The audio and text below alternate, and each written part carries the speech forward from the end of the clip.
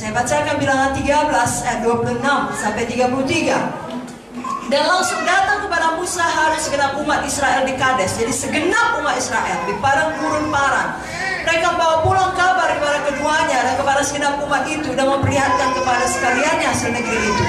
Mereka ceritakan kepadanya, kami sudah masuk ke negeri kemana kau suruh kami, dan memang negeri itu berlimpah-limpah susu dan madunya, dan inilah hasilnya. Hanya bangsa yang diam di negeri itu kuat-kuat, dan kota-kotanya berkubu dan sangat besar. Juga keturunan Enak telah kami lihat di sana. Orang Amalek diam di tanah Negeb, orang Het, orang Jebus, orang Amori diam di pegunungan, orang Kanaan diam di sepanjang laut, di sepanjang tepi sungai Yordan. Kemudian Kaleb mencoba menerangkan hati bangsa itu di hadapan Musa. Katanya, tidak, kita akan maju dan menduduki negeri itu, sebab kita pasti akan mengalahkannya.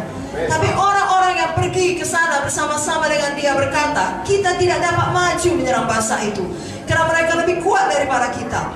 Juga mereka menyampaikan kepada orang Israel kabar busuk tentang negeri yang diintai mereka, dengan berkata, negeri yang telah kami lalui untuk diintai adalah satu negeri yang memakan penduduknya, dan semua orang yang kami lihat di sana adalah orang-orang yang tinggi-tinggi perawakannya. Juga kami lihat di sana orang-orang raksasa, orang Enak yang berasal dari orang-orang raksasa, dan kami lihat diri kami seperti belalang, dan demikian juga mereka terhadap kami.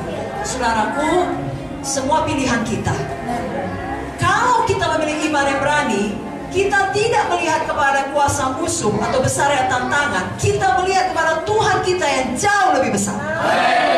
Tapi memang tidak dapat disangka dalam hidup sehari-hari, suara mayoritas kerap kali adalah suara yang negatif.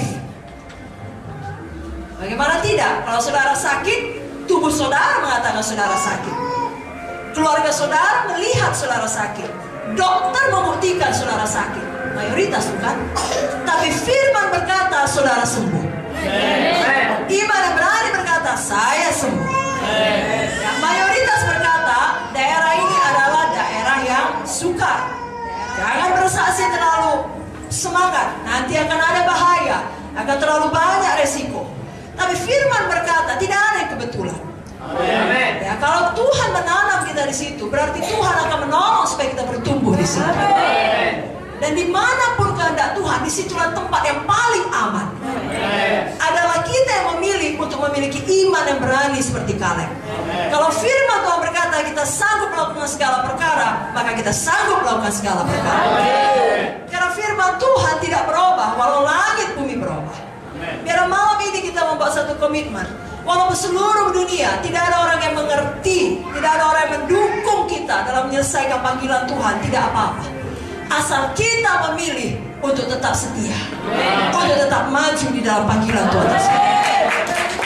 Orang-orang demikianlah yang memiliki iman beranilah yang berhasil memang sampai pada panggilan Tuhan. Saudara ingat kisah Sadrak, Mesak, Abednego? Mereka juga punya iman yang berani. Mereka tetap setia mengikut Tuhan walau resikonya nyawa mereka.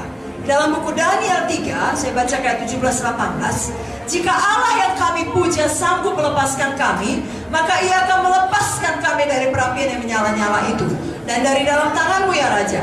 Tetapi seandainya tidak, hendaklah Tuanku mengetahui ya Raja, bahwa kami tidak akan memuja dewa Tuanku, dan tidak akan menyembah patung emas yang Tuanku dirikan itu. Kata lain, apapun dibilang, tetap ikut Tuhan. Bagi saudara, tetap melayani, tetap bersaksi, tetap menginjil, tetap memulihkan, tetap Yesus nomor satu. Amin, saudara. Dan Tuhan tidak pernah gagal, tidak pernah mempermalukan orang yang percaya kepadanya. Sama seperti kisah Sadrak, Mesak, Abednego dalam Daniel 3 ayat 27. Dan para wakil raja, para penguasa, para bupati, para menteri raja datang berkumpul. Mereka melihat bahwa tubuh orang-orang ini tidak mempan oleh api itu, bahwa rambut di kepala mereka tidak hangus, jubah mereka tidak berubah apa-apa, bahkan bau kebakaran pun tidak ada pada mereka. Lebih jauh daripada itu, raja sendiri melihat tadinya dimasukkan 3, sekarang ada 4. Dan yang keempat itu adalah Tuhan Yesus. Amin. Saudara punya iman yang berani masuk ke dalam dapur api penderitaan, semengerikan apapun, saudara akan keluar baik-baik saja. Dan Yesus Allah Dia menyertai saudara. Amin.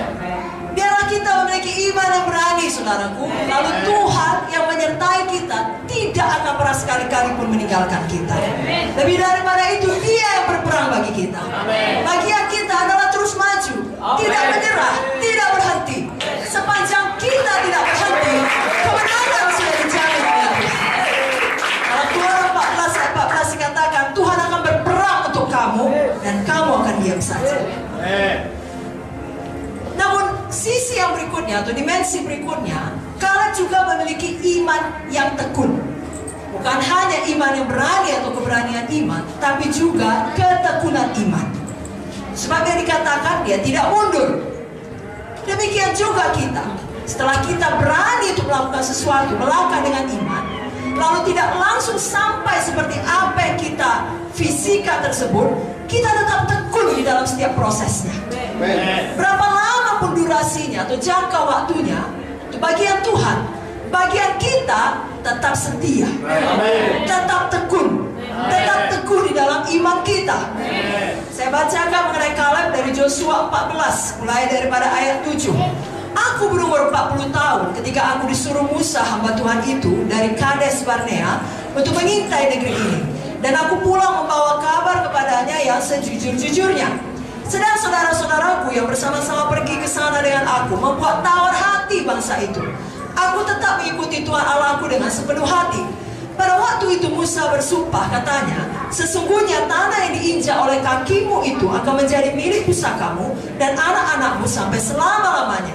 Sebab kau tetap mengikuti Tuhan Allahku dengan sepenuh hati.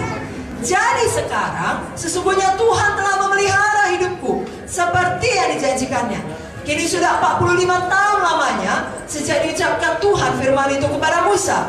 Dan selama itu orang Israel mengembara di padang gurun. Jadi sekarang telah berumur 85 tahun aku hari ini.